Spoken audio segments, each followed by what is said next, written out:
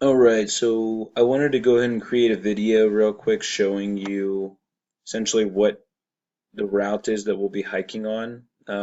So basically I opened up Google Earth and I imported two files on top of Google Earth. One of them is the actual Appalachian Trail route, which is just a line, and then the other one is a file that I found online which shows every single shelter on the Appalachian Trail. I've also added 2 points down here, our start point at Blood Mountain and our end point at Clingman's Dome. We can go ahead and zoom in, and I can export a lot of this for our specific route and bring it on the trail with us. We'll keep zooming in. So here's all the shelters that we'll pass along the way. Down here is Blood Mountain, which is our starting point. We're looking at about 170 miles hiking. I'm thinking that a good start point really, I know we're starting the actual trail at Blood Mountain here, but a good actual trailhead that's accessible with parking. As you can see, Blood Mountain, there's not really a good drop-off point with the car. So really what a good start point might be is Vogel State Park, which I'm about to show you here in a moment. So if we look to the northeast, we'll see a lake. And that lake right there really takes us it leads all the way up to Blood Mountain, and that's how we can get there. And so as you notice over here by the lake, this is Vogel State Park, and there's a road here that actually drives into Vogel State Park. Hannah can drop us off here, and we can essentially hike all the way up. There's a trail here that hikes all the way up to the top of Blood Mountain, which we are looking at here. But let me go ahead and zoom out so we can see Blood Mountain. So there's a shelter up here. On the file here, we can click on the trail, which I'll show you in a second, but we can click on the shelters, and it will provides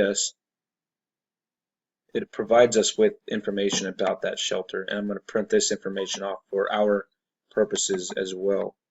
Here's our start point really.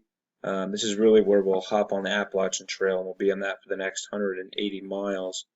But one of the things that I like about Google Earth is it gives us a 3D view of everything, so it kind of helps out with terrain association.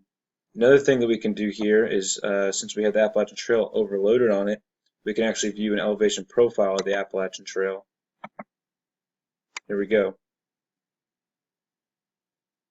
So this is literally the Appalachian Trail that's drawn on the map in red.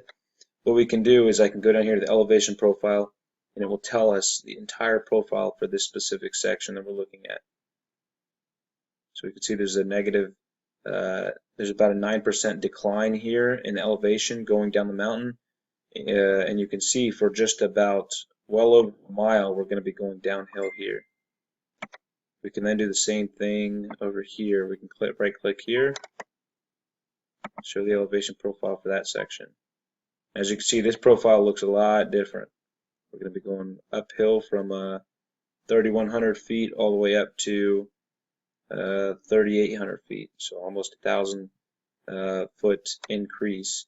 And then we'll be dropping back down to 3,400, going back up to 3,700, down to looks like about 3,500, back up to 3,800 before we go down again.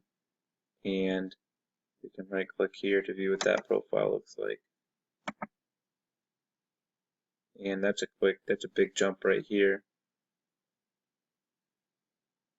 So that's the benefit of this software. And we really have that for the whole trail.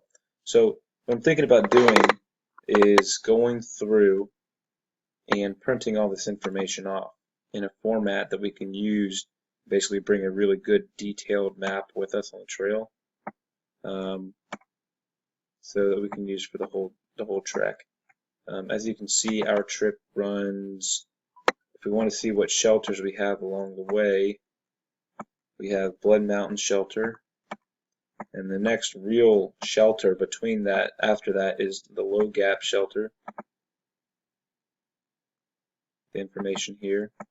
And then after that we've got the Blue Mountain Shelter, the Tray Mountain Shelter,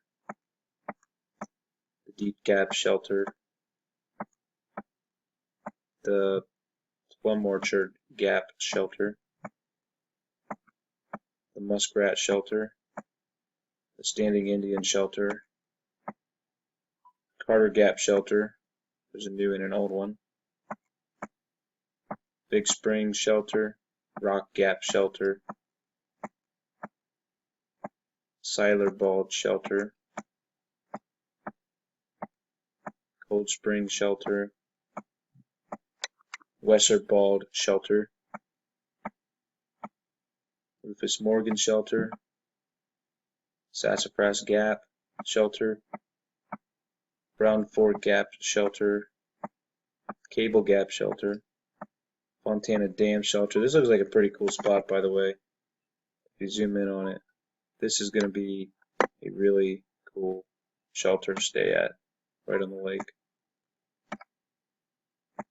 We can view a little bit more here.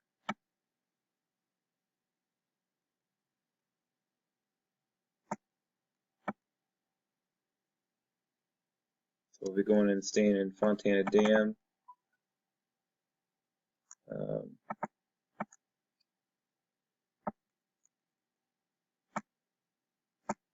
That's kind of what it'll look like for us down there in that valley. There we go. So that's what it'll look like at Fontana Dam. That's a really cool spot. And then we'll be going back uphill. If you want to look at the elevation profile here, this looks pretty tough. Yep, we're going straight uphill here from 1,800 feet all the way up to 3,200 feet and climbing. So that's going to be over a 2,000 foot gain up this mountain. After that shelter, we'll be coming up close to the end. Molly's Ridge Shelter, Russell Field Shelter, Spencer Field Shelter. Let's let this section of the map load.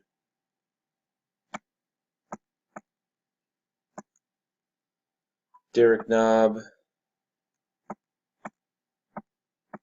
Siler's Bald, Double Spring Gap, and that brings us to Clingman's Dome here. Clingman's Dome, I'm curious what the elevation looks like. Clingman's Dome is 60, this is not a real increase. It looks like they turned the GPS off between these points. 6,600 feet. That's going to be a pretty darn high point, one of the tallest points actually on the Appalachian Trail. And I think we've actually been to the Clingman's Dome before. If we wanted to, we could drop this guy right here on the map, and it will show us what we can see from the top of Clingman's Dome. See the rest of the route up there.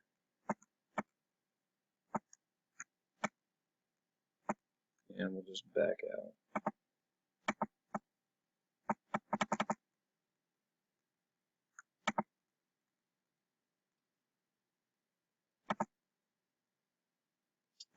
But yeah, here's the top of Clingman's Dome.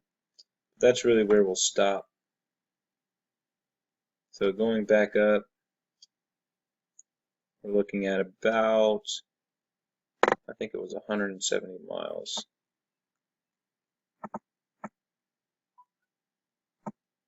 And here's our basically our start to end point. This is what our profile looks like.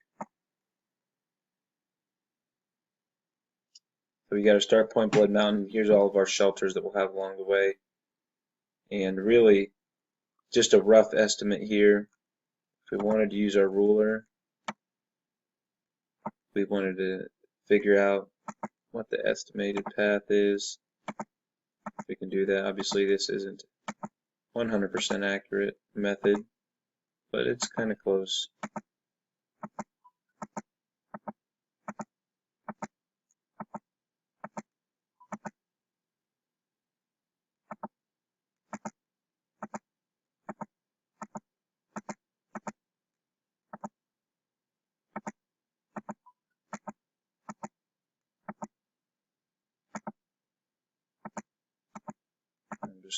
focus.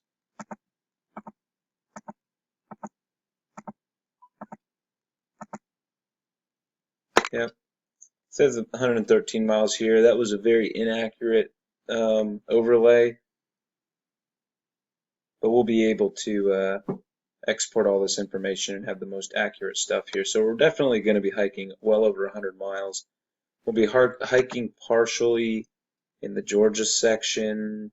I can actually have a way that I can go up here and show the actual profile. So here we go. I've actually I paused it and added the borders here so we can see what state borders we're going across and what counties we'll be around. Same thing we were just looking at, but as you can see, this is our profile. We want to see which states we're going to be crossing. It looks like, yeah, we'll be really just in Georgia and parts of North Carolina, and then some of Tennessee. So here we'll be starting in Georgia. We'll cross over into North Carolina, and then up here we'll be going into Tennessee.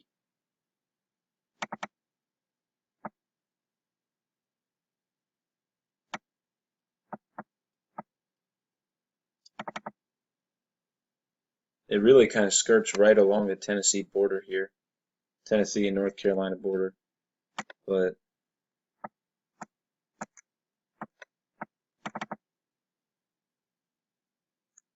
so in a nutshell, this is what we're looking at right in here in all the different areas that surround us. So we've got all of our shelters on here that I'll be saving and bringing with us. We've got our route that I'll be saving and bringing with us with our elevation profile. And then we've also got all these cities that will be surrounding us. But overall, this is what we're looking at for our start point. Parking here at Vogel, making our way up to the trailhead here at Blood Mountain. And if you want to see a little bit more about Vogel State Park,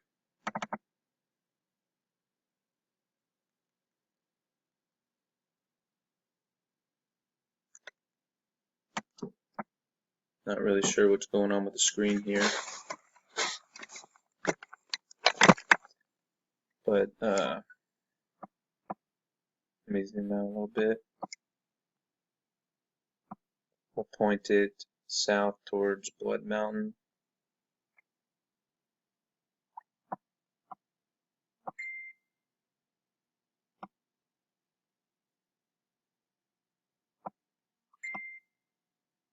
So there's Vogel Park at Lake Trahita.